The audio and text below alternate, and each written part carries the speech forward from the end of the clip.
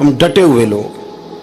سرکار نے فلاح انسانیت کے لیے جو دوسرا کام کیا نا، وہ لوگوں کو احساس دلایا ہے کہ اگر غلطی ہو جائے تو تم نے بندوں کے سامنے اپنے آپ کو کلیئر نہیں کرنا، تم نے تو رب کے سامنے اپنے آپ کو کلیئر کرنا، اللہ کے سامنے تم نے بچنا ہے کہ میرا گناہ معاف. اور حضور احساس پیدا کرتے تھے. بخاری شریف میں قبیلہ غامدیہ کی اس عورت کا تذکرہ موجود ہے جو خود آئی تھی، کوئی گرفتار کر کے نہیں لایا تھا، از خود آئی. احساس پیدا ہو گیا نا گناہ کا. یہاں بہت ساری غلطیاں کر کے بھی لوگ جب اپنی بات کرتے ہیں تو کہتے ہیں کبھی یاد تو نہیں کسی کے ساتھ زیادتی کی ہو، یاد تو نہیں کبھی کسی کا. بھئی آپ نے اتنے بڑے ولی ہونے کا دعویٰ کر دیا. انسان تو انسان رہتا ہے. بڑے بڑے لوگ کہہ گئے کہ یا اللہ اگر انجانے میں بھی بھول گئے ہیں تو ہم سے درگزر فرما. لیکن جب ہم تیار ہی نہیں ماننے کو. حضرت انس بن مالک کہتے ہیں وہ خاتون آئی، کوئی پکڑ کے نہیں لایا، کسی 14 دنوں کے ریمانڈ پہ نہیں اسے منوایا گیا، اسے وہ خود بخود آئی. اور کریم محبوب علیہ السلام کے سامنے جب وہ کھڑی ہوئی تو اتنے درد سے میں نے کم لوگ روتے دیکھے ہیں جس درد سے وہ روئی. عرض کرنے لگی حضور میں غلطی کر بیٹھی ہوں، مجھ سے زنا ہو گیا، مجھے پاک کر دے. تو محبوب کریم علیہ السلام نے فرمایا تو کیسے ثابت کرے گی تو نے گناہ کیا؟ یعنی مجرم کو ثابت کرنا پڑ رہا ہے کہ میں گناہ گار. یہ وہ کمال ہے کہ انسانوں کو احساس ہونے لگے کہ یہاں ہم غلط ہیں. جب اعتراف جرم ہوتا ہے، جب بیماری کی تشخیص ہوتی ہے تو پھر اس کا علاج بھی ہو جاتا ہے. حضرت انس بن مالک کہتے ہیں وہ عرض کرنے لگی حضور میرے پیٹ میں ناجائز بچہ ہے. حضور نے فرمایا جا جب بچہ پیدا ہو تو پھر آنا. وہ 8 ماہ کے بعد آئی تو اس کی گود میں پھول سا بچہ تھا. حضور نے فرمایا واپس جا، جب روٹی کھانے لگ جائے تو پھر آنا. وہ 2 سال 2.25 سال دودھ پلاتی رہی. پھر جب آئی تو بچے کے ہاتھ میں روٹی کا ٹکڑا تھا. کریم محبوب صلی اللہ تعالی علیہ وسلم سے آ کے جب اس نے بات کی تو وہ درد سے روئی، کہنے لگی یا رسول اللہ 3 سال ہونے کو ہیں، میں نے گناہ کیا ہے، میں ساری رات سو نہیں پاتی. حضور تڑپتی اگر اس حال میں مر گئی تو اپنے رب کو کیا منہ دکھاؤں، مجھے پاک کر دے، میرے حال پہ رحم فرمائے. محبوب کریم صلی اللہ علیہ وسلم نے بچہ ایک صحابی کو دیا، فرمایا بچوں کی طرح پالنا، اور کہا اسے لے جاؤ، پتھر مار مار کے اسے سنسار کر دو. صحابہ کہتے ہیں اسے پتھر لگ رہے تھے اور حضور بے چینی کے ساتھ ٹہل رہے تھے.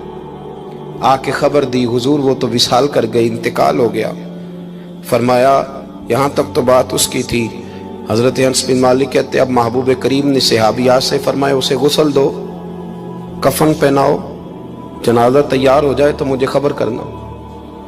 حضرت انس بن مالک کہتے ہیں غسل ہوا، کفن ہوا، جنازہ تیار ہوا تو حیران ہم تب ہوئے جب میرے محبوب نے فرمایا صفیں بناؤ، میں خود جنازہ پڑھاؤں گا، میں خود جنازہ پڑھاؤں گا. اور سرکار نے جنازہ پڑھایا تو ایک شخص کی زبان سے نکلا حضور اس ملعون کا معاذ اللہ جنازہ جس نے ناجائز بچہ جنا، اس کے لیے آپ دعا کر رہے ہیں، جنازہ پڑھا. اور حضور فرمانے لگے خاموش ہو جاؤ، تم نے گناہ دیکھا ہے اس کا احساس نہیں دیکھا، تم نے غلطی دیکھی ہے لیکن اس کی توبہ کا انداز نہیں دیکھا. اور صاحب کنز العمال نے یہ لفظ نقل کیے ہیں کہ کریم محبوب فرمانے لگے اس نے تو ایسی شاندار توبہ کی ہے کہ اگر میں اپنی ساری امت میں بانٹ دوں تو اللہ سب کی مغفرت فرما دے گا. احساس جب پیدا ہو جاتا ہے نا اپنے دل کے اندر کہ یہاں میں غلط ہوں. ان العبد اذا اعترف ثم تاب تاب اللہ علیہ او کما قال نبی صلی اللہ علیہ وسلم، رواہ مشکات. حضور نے فرمایا جب کوئی بندہ کہتا ہے نا اللہ میں بھول گیا تھا اور پھر وہ توبہ کرتا ہے تو رب اس کی توبہ کو فوراً ہی قبول فرما لیتا ہے. پہلی بات یہ کہ عقائد کو مضبوط رکھیں، مضبوط عقائد. اور یہ جو آج کل ایک اور ماحول چل رہا ہے، کوئی تھوڑا ادھر کوئی تھوڑا ادھر، عقائد وہی درست ہیں جن کی تشریح شیخ عبداللہ محدث دہلوی نے فرمائی. عقائد وہی درست ہیں جن کی بابت حضرت مجدد الفسانی لکھ گئے، اور ان سب کو اگر کھلا کر کے بیان کیا تو امام احمد رضا فاضل بریلوی نے بیان کیا. انہی بزرگوں کی باتوں کو کھول کر ہمارے سامنے رکھا. مضبوط عقائد کی زندگی گزاریں. اور دوسری بات اگر کبھی کوئی غلطی ہو جائے پھر اس کا احساس پیدا کریں، پھر اس سے توبہ کریں. تیسری بات جو فلاح انسانیت کے لیے بڑی ضروری ہے وہ یہ ہے کہ تھوڑا احساس پیدا کریں دوسروں کا. میری زندگی میری ذات سے شروع ہوتی ہے. मेरी जात से, मेरे से हंस के बोलो, मेरी बात मानो, मेरे पीछे चलो, मेरे आराम में खलल ना आए, मेरी तबीयत के भाई आपकी तबीयत के मुताबिक चलें तो फिर तो आप बहुत बड़े खुदगर्ज हुए कि आपने सिर्फ अपने लिए सोचा। महबूब करीम का कमाल ये था कि हुजूर ना दूसरों का बड़ा एहसास फरमाते थे। आप बुखारी मुस्लिम की वो हदीस पढ़ें तो हैरान हो जाएं कि सरकार फरमाते हैं मैं जब नमाज की नीयत बांधता हूं तो मेरा दिल करता है मैं लंबी नमाज पढ़ाऊं। जब मेरा किसी काम करने को दिल करे तो फिर मैं सारी दुनिया कुचलनी पड़े तो मैं कर जाता हूं। लेकिन हुजूर फरमाने लगे कि मेरा दिल करता है मैं लंबी नमाज पढ़ाऊं, लेकिन फिर मेरा ख्याल आता है कि पीछे बूढ़े भी हैं, बीमार भी हैं, बच्चे भी हैं। या रसूल अल्लाह, नमाज अल्लाह की और ख्याल बंदों का।